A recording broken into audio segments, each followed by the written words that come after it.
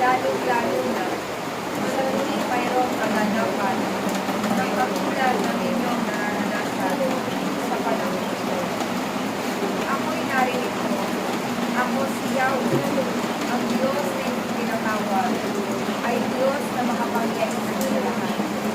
Diyos na lumikha ng lahat.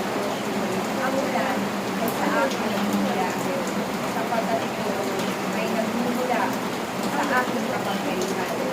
At ako dito, ang siyang makapipigil ng lahat ng patuloy, ng lahat ng mga utos na maaaring dumating at inyong maranasan dito sa daigdig.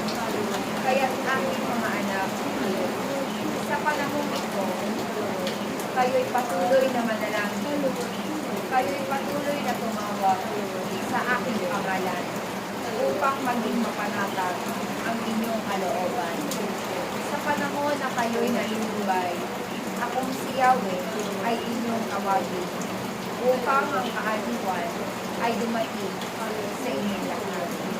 Kaya't kayong aking pinag-iisa sa gawain ito. Nawa ito ay pagsikapan ninyong matugunan, sapagkat ito ay isang pagpapala para sa inyong lahat. Kayo ay patuloy na susubukin ang inyong pananampalataya kung hanggang saan ang kaya niyong ipagkaloob sa aking gawain. Ngunit sa inyong pagkakaloob, kayo'y hindi mabibigo, sapagkat ako ang Diyos na nakakikita ng inyong katapatan, ng inyong kababaang loob, at higit sa lahat, ang nakadadama ng inyong pag-ibig sa akin.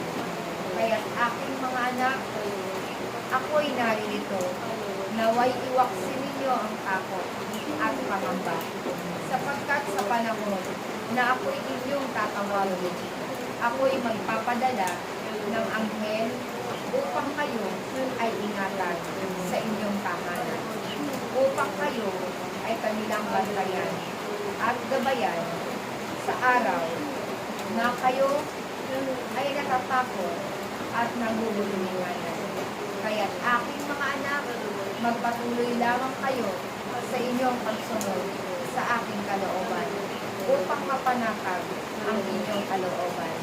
Huwag kayong mag-alala sa mga bagay na kayo ay hindi kayang pahintuin sa pagsunod sa aking kalooban, sapagkat kaya niyo pang ihakbang ang inyong mga paa patungo sa gawain ito na ating tipatan. At ako'y nagpapasalamat sa inyong lahat, sapagkat ninais ninyong maging katipan ang Diyos sa araw na ito.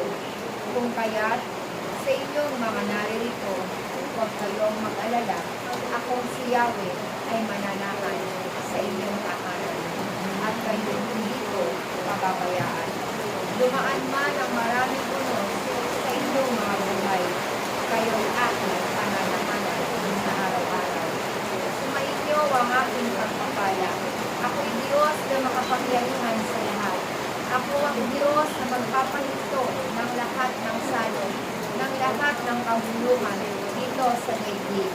Kung kaya't patuloy kayong manalangin, patuloy kayong mag-ulit, upang kayo ay aking iligtas sa araw-araw.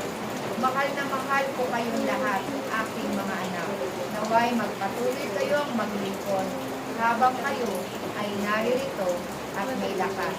Patuloy kayong magkaisa upang ang aking gawain ay patuloy pang lumaganap. Nawa sa inyong pakikipagtipan sa akin ay magkaroon ng kapanatagan ang inyong kalooban. Ako ang Diyos, aking mga anak. Ako ang libikha ng lahat. Ako ang simula at wakas. Ako ang Alpha at ang Omega. Ako si ako nga na patuloy nagagabay at mananahan sa inyong mga buhay. Maraming salamat sa inyo.